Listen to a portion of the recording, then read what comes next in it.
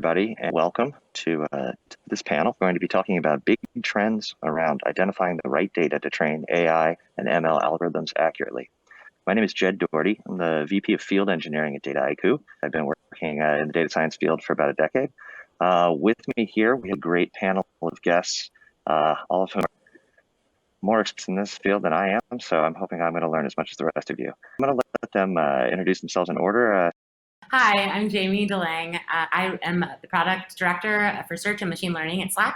I've been working on search and machine learning problems at Slack for the past 2.5 years. And before that, I was at Etsy for a long stint using a lot of the same techniques, but instead of using them to help you find the things you needed to do work, using them to help you find handmade goods. Yeah, I've got about 7 years of applied machine learning products, and I'm excited to talk with y'all today. Demetrius? Yeah, so I'm a quantitative researcher with Goldman Sachs, applying machine learning to traditional finance problems like pricing, hedging, or trading. My background is in pure math and mathematical logic, quite far from machine learning, but I've been applying machine learning within this challenging sort of environment and field for the last couple of years. Wei? For Goldman Sachs. Hello, my name is Hui Wang. I'm VP of Data Science from PayPal. My team manages all the AI and machine learning solutions to support PayPal fraud detection and also our journey to use the AI for customer service and a bunch of other domains. I've been in this field actually for almost 20 years now, starting from my PhD days, previously with cyclical doing credit score research, and then with PayPal over the years. Glad to join this forum. Thanks for coming. Jacob? Yep, Jake Wilson, so I'm the principal at PwC. I co-lead our AI lab within PwC Labs, and more specifically lead our AI platform capabilities for the US firm, serving our 55,000 staff in the US and our 14,000 clients in the US. So I come from a long line of computer science and engineering background, and have been in the emerging tech area and AI space for the past several years. Great. So we're really going to be diving into the data side of machine today in this panel. And we've got 4 really kind of different perspectives on what that ends up meaning.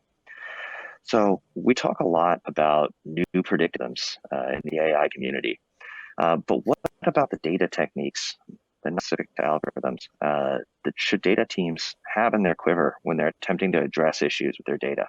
For example, identifying and correcting cyclical trends in the data, ensuring data is labeled correctly, identifying biases in data, all of that stuff. What I'm going to start with here is I'm just going to have a round table where, like, each one of you will go in the order that you just introduced yourselves in. Each one of you to talk about something that you've done internally at your existing team to deal or come up with new ways of technique data. And we'll start again. So at Slack, we have a lot of unlabeled data. We're really mostly just sifting through behavioral data. It's all very private. Every company owns their own data, and we don't do a lot of like post-processing or processing on that data. So one of the challenges that we have is sometimes it can be a little bit complicated to understand what an action actually means. So I'm going to give a really clear example and talk about things that we're doing to help combat the ambiguity here. So we work in search a lot. And all of our search ranking models are actually machine learning models where we're trying to predict which items will lead to successful outcomes for our users. It's a pretty common way of doing search ranking. You take a whole slew of signals and then you try to predict based on not just text features, which are sort of traditional, but also behavioral features or other attributes of the message. Maybe it's length, maybe, does it have highlight characters? Is there an emoji, as somebody mentioned? You can imagine a whole slew of features. We use all of those to try to understand, is this going to make somebody successful? So the way we think about success right now can be kind of rudimentary. The easiest thing to do, the most traditional thing to do, is you see if somebody clicked on the item. That works really well in an e-commerce setting or in a setting where you know what success looks like. So in e-commerce, when I was working at Etsy, maybe clicks were still ambiguous, but we knew if you bought something, at least you found what you were looking for. It can be a lot more challenging in a work environment to know that the person found what they were looking for in the message. So one thing that we've started doing is marrying the click data with actual survey data. So rather than just intuiting sort of what the action means, intuiting that click means success, or saying, we want a really complex way of modeling success, we're going to look at how long did you stay on the page, maybe did you hover over it. We're just asking people as a starting place to try to correlate those sort of second order activities that might be, again, less clear to success. And then also that can help us to debug some assumptions that we might have in our models by pulling out both success cases and failure cases. So thinking about this from a learning perspective, asking users to label their target themselves. Exactly. Cool. I like that. Guaranteed to be right then, at least. And Dimitris, can you tell us a little bit about the type of data and the way that you in your industry? Yes, absolutely. So I think for us, the fundamental problems are two. They're related. One is that data is very often non-stationary, which means that you really can't use all the data that's available to you for a particular predictive task. And that relates to, what you pointed out, identifying trends or some kind of cyclicality in the data. And the other is, the extreme danger of overfitting in our data. So those are really the two axes that are a fundamental concern to us, non-stationarity and overfitting. And one of the specific problems that we have faced, and I'm very proud of the solutions that we have found, is distinguishing between the two, because these two things may often actually prove indistinguishable from each other as problems, but they are problems that are distinct, and there are distinct ways of dealing with them. So, is there non-stationarity in the data versus are the models overfitting in some way? So I think that's the main, yes. I was just going to say, why is there such a danger of overfitting in finance data? What drives that? Why is there stream of overfitting in finance data or with the data that you work with? Obviously that exists everywhere, but is it greater in your industry? I can't answer that for certain, but part of the reason is that it's very difficult, and I include overfitting as a broad category. It is very, very easy, and I think much easier than in other settings, to have forward-looking information in data. Partly because specifically in finance, right, you have a lot of calculations that involve averages, daily averages, things like that. And these calculations, Could you explain, these features. Could you explain to our listeners what you mean by forward data? Yes, right. Yes, exactly. So, for instance, suppose you are interested in something like the volume that is traded for a financial asset, for a stock, let's say, and you are trying to predict something that uses that as an input. So you use the volume of a traded asset to predict something. Now, if you take a daily average of the volume, say for a stock, so you look at what happened, yesterday, what was the average volume traded in some way? You take some average over the entire day. Now, that is information that you only knew for certain at the end of yesterday. But if you want to use that model to predict at the start of today, you will need that information to make the predictions. And this is information that is not actually going to be available to you today. But in training and testing the model, it is something that appears to you to have been available. And makes perfect sense. Distinguishing and making sure that in training and at so-called at inference time, when the models make the prediction, that such information is not leaked. That I include under the banner of overfitting, because it is a form of overfitting, and dealing with that systematically, distinguishing it from other effects of non-stationarity is one of the sort of the key problems that we face, and for which we have found interesting solutions. That mistake made very often, especially for folks who are used to dealing with non-time and then move to time series and then start doing rolling averages and absolutely that trap. Precisely. To your point, I mean, it's a problems you face in time series, essentially. And in finance, it's primarily about time series. Thank you. Hui?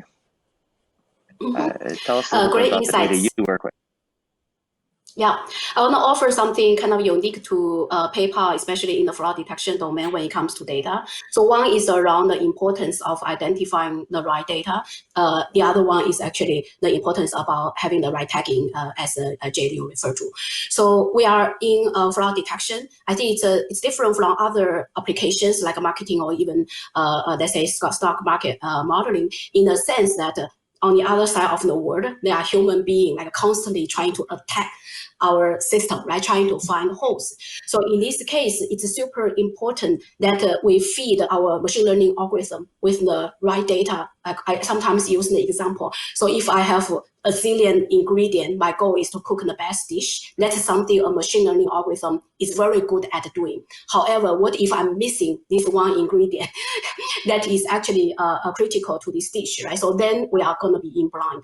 So in PayPal, we actually have a proprietary process or methodology that combines human oversights with our machine learning algorithm to constantly looking for the next ingredient or the next data points that will add value to our entire AI system.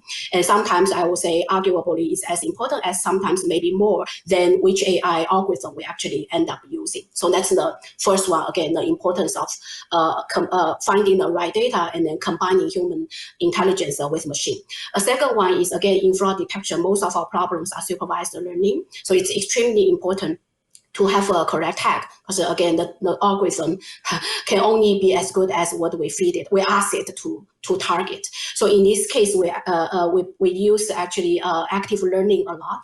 Again, leveraging our human experts, creating feedback loop to our algorithm and applying active learning so that we can keep expanding and accurate tagged data sets, so that, again, our algorithm actually knows what to train from. So these are the two important things for fraud detection when it comes to its usage of data. Last but not least, as modern algorithms use more and more features, a typical machine learning solution nowadays, we use thousands of features, if not more, then make kind of the quality monitoring of our solutions more and more difficult. So in this case, we actually apply some explainable AI with a different, slightly different usage, which is to identify where in the data space things might be wrong, and then kind of narrow down our process to identify data quality problem. So these are the three things I would like to offer to our audience.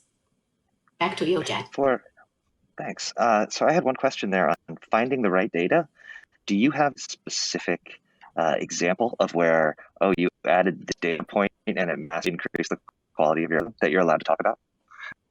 Yeah, so give a relatively simple example. So again, in fraud detection, you can imagine, right? So we look a lot at consistency of our user, right? Which IP you come from, where do you live, when you buy something, where are you shipping it to?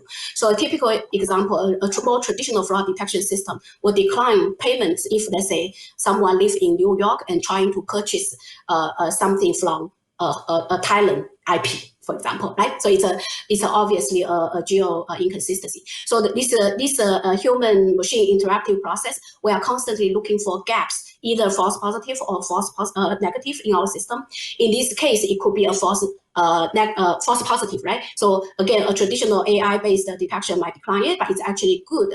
And what are the possible good stories behind this behavior? For example, I might be traveling in Thailand, staying in the hotel, or I might be an expat or whatever, right? There are a few other good stories behind. So once our human expert recognize there are such good stories behind a seemingly bad behavior, we will again going back use our AI technology to see how we can identify such good story. For example, can we create intelligence based on IP to detect like hotel IP, for example, right? If this IP is from Thailand, but it's actually a resort, then it's possible this person is traveling, or it connects to some kind of a global company VPN or whatever. So these are simple examples, but hopefully you'll get a sense of it. Again, it's a human machine combined process to iteratively identify the missing ingredient, and then we can incorporate it into our AI system and do it iteratively.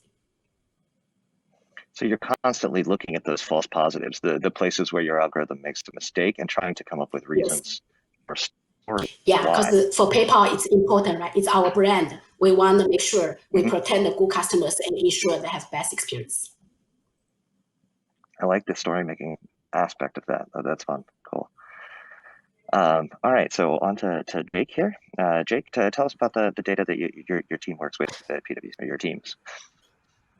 Yeah, if you think about PwC, we are a very large data collection company in the sense of all the data that we require to collect from our clients to enable the services that we're providing. As part of that, a lot of the data that we get is in document formats. So whether it be tax forms, lease agreements, purchase agreements, different types of contracts, with mortgages and others, syndicated loans, a number of different things, right, in terms of what we need to collect to actually help our clients and the services that we're providing. So as part of that, you think about, the hundreds of millions of documents that we gather per year as part of these services, and enabling us to be more efficient in terms of how we're, extracting the key elements, from these large contracts, which are hundreds of pages, or, tax forms, which can be hundreds of pages, and how to extract that information in a consistent, reliable way. So for us, a lot of what we've been doing, and obviously under the data policies to ensure, appropriate use of data, ensuring, the appropriate privacy protocols are in place and things like that. For us, it's been a lot of focus on our continuous machine learning pipelines to help with overall information extraction needs. And as part of that, again, the data security and how we're securing the data, all the privacy rules that go around that data, and how we're using that data to enable the services, but also making sure where we can get consent from our clients to also help better mature our models just from a baseline information extraction perspective. So something that you think is a simple space as information extraction is actually quite complex. When you deal with different, structured, semi-structured, unstructured data, and these large corpus of documents with different terminology and linguistics and things like that. So, it's a very complicated problem to solve over a very large, data set. And so for us, it's been key in terms of, the consistent continuous learning pipelines to help improve the information extraction models over time. And a lot of that comes down to responsible AI as well, in terms of, even in the information extraction space where we're establishing, data sheets and model sheets, and making sure that we have true model lineage for all of our models, so that we know that, this set of documents with these consent under these policies led to, this training data for this version model at a point in time. That model also produced these predictions at this point in time, and being able to have that full lineage and traceability is important for us too, from a responsible AI perspective, and also just making sure that everything's tied back, to the data policies and the consent from our clients. And so that's been a big thing for us too. And obviously, there in certain, especially like financial services, there's a lot more, scrutiny over the data in terms of what data can be used for what purposes. And, in some cases, even though we're collecting a large volume of data, we might only be able to use it on the services that we're providing, and then post-service, that kind of has to be wiped. And obviously that can't feed into the training data for the machine learning models going forward. So in certain cases too, where we are trying to improve our models, we may have to, by nature of what data we're actually allowed to use, we might have to resort to other tactics where we're using, one-shot learning, where we have limited data in an area, and we're just trying to improve some of our information extraction capabilities. But I think if you look at the full gamut, kind of the key takeaways is, when you're dealing with large volumes of data, like you have to be focused on the data privacy rules around the use of the data, and how that equates to the policies, and how you're ultimately then getting into the data security and protecting the data, making sure you have certain compliance as it relates to like SOC 2 certification for division of roles and responsibilities in terms of who has access to the data, also redacting the data where appropriate, so that for those important features for the model, which could be sensitive areas like social security numbers, EIN numbers, other confidential information, making sure that you're redacting that or removing that from the data set, so that you don't, have all these different elements flowing into your models, which aren't necessarily important, but they are, extremely sensitive in nature. And then again, just kind of going back to that responsible AI component in the sense of, the full lineage of all the data. So that way, when you do get, prediction on a certain date, you know why. And I think the final step here too is the human in the loop. So if you look at everything from a continuous machine learning perspective, and Jed, you mentioned, kind of the annotation process, making sure you have consistent annotation processes for continuous machine learning. But then you really need to have the domain expert also helping with certain quality reviews of the data outputs, because that's going to be key to not only helping with the retraining of the model, but also ensuring that we're getting the right and relevant, accurate data fed into the broader business processes to make sure we're making the correct decisions for our clients. So like in the example of a merger and acquisition, for example. Brilliant. So you have an interesting situation in that a decent part of the machine learning you're actually into production revolves around extracting data for later machine learning algorithms. Is that right? Yeah, a lot of because kind of like the core baseline is we've got to pluck certain data elements from different contracts or forms. So we're getting the financial figures. Those like PDFs, those in turn, things like that. Yep. Yeah, PDF's pretty common. Other, scanned image formats like TIFF or JPEG or things like that.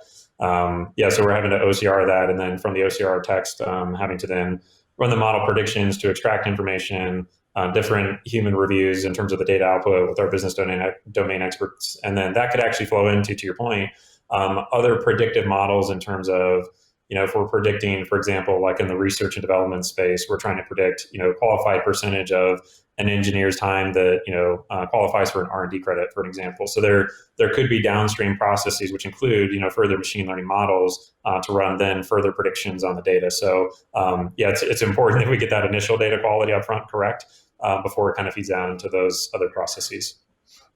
Right, you have models stacked on top of each other. Very interesting. That's right. Well, thanks, folks. So I'm going to, with a few minutes left here, what I wanted to do for the end of this panel is kind of do a little bit of lightning round questions, dive into a couple other facets that have been important in the data side of the machine learning space. So sort of the golden child of the machine learning over the last few years has been deep learning. Deep learning has shown great advances, especially in the fields of computer vision and natural language processing. Partially, its huge advances were because these types of data did not lend themselves well to classic machine learning algorithms, and also because actually collecting this data and having it well labeled, Amy mentioned earlier with Slack, it's often hard to label data, has been limited to a few huge companies, Google, Facebook, folks like that, who manage to have human beings label millions of pictures a day. Other companies take advantage of the powerful advances in deep learning, even without their own massive data sets. Hui, I think maybe you had some ideas around that. Right. So what we use actually in PayPal, we actually leverage this again kind of generic model. May I say it this way? From these big companies, and then build a customized layer on top of it with our own business case and example it at the end. And that's what we find to be the most effective way. So for example, like we actually use Google BERT extensively for our internal text-based kind of applications. But of course, again, given that we are in fintech industry, we are PayPal, so we do need a customized layer, but a broad generic layer actually get us to jumpstart as soon as possible, and also serve as a concrete and solid layer to enable further customization and enhancement of the solution.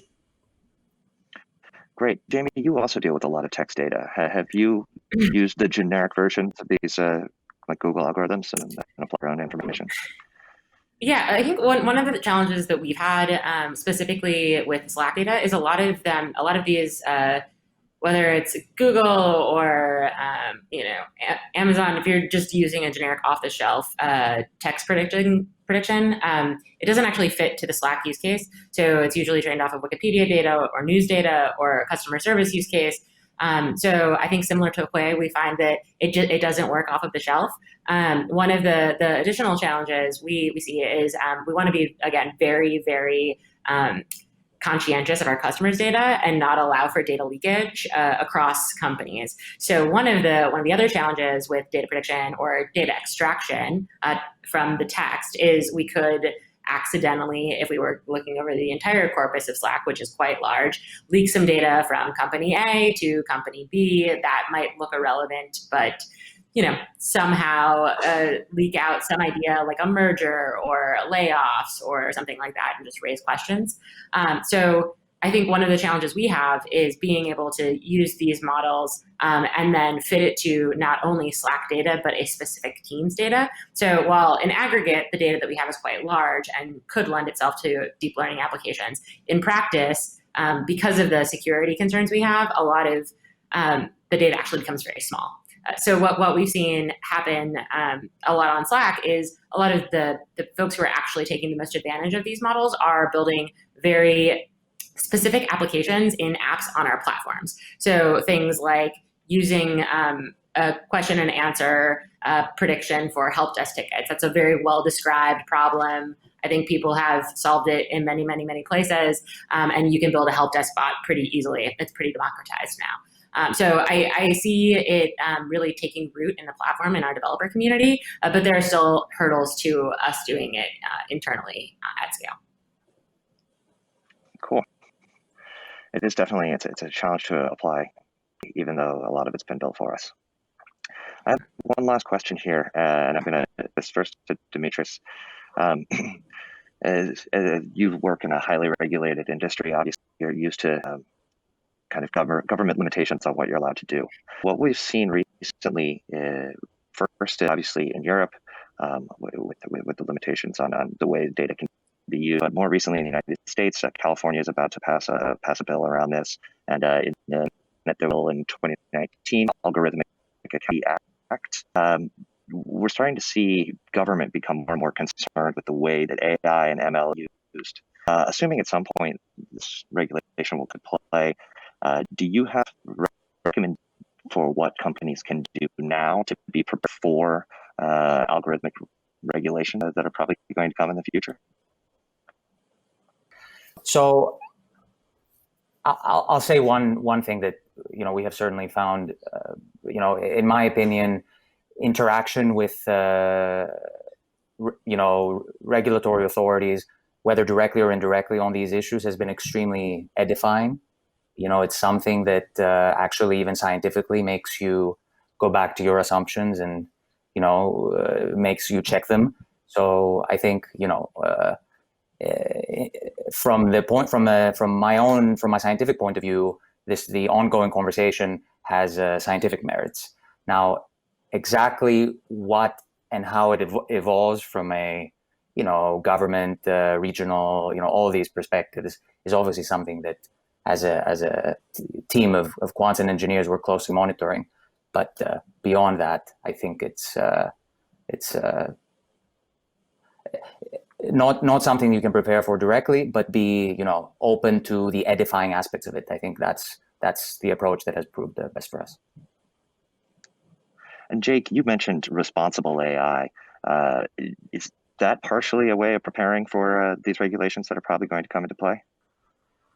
Yeah, I think with anything, it comes down to people, process, and technology, right? And I think as part of that, you need to make sure you have your processes in place as it relates to when you're developing a certain type of model. What is the risk rating around the model based upon the features that might be coming into the model? Because if it has to do with like the 7 protected classes, right? In terms of gender, age, and those other protected classes, obviously that's going to drive a higher risk rating on the model in terms of some additional scrutiny that you'll need to apply to the model just based upon the nature of the label data and the features of the model itself.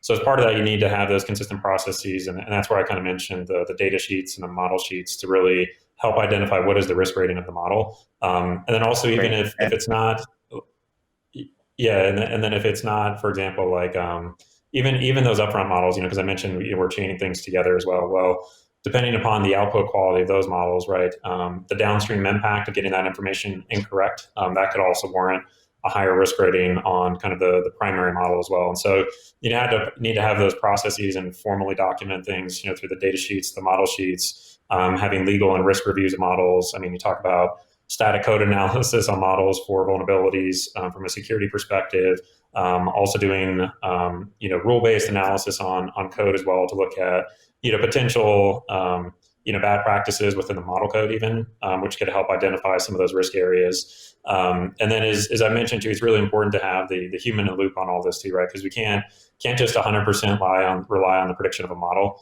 So there always has to be that secondary judgment that goes around the output of the model, and making sure again that you've got the audit trail and the history around what happened with the predictions, how was it reviewed, how did that get used downstream, and also kind of all that coming back to the full model lineage as well. So I think there are certain processes and also platform capabilities that you should be thinking about as it relates to how you're governing and monitoring and managing all this. And also when you're doing this at scale, it also becomes more important in terms of the types of monitoring that you're doing from a model drift perspective. That includes the data drift, the concept drift, because even if you look at something as a quote unquote simple as tax law, right? Tax law is always changing, so the interpretations I don't think anybody's tax law is simple.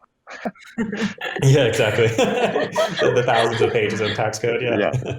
But that's all that might wrap up here. But suffice it to say, we're entering an age where data and the tracking of that data for machine learning is out of a wild west and into a much more structured, regular area. And having all of you here to talk about all this has been incredibly edifying for me. Thank you very much. And I'll say goodbye here. But for me, I'm signing off. Thanks, Jed. Bye. Thank you. Bye-bye. Thank you. Bye.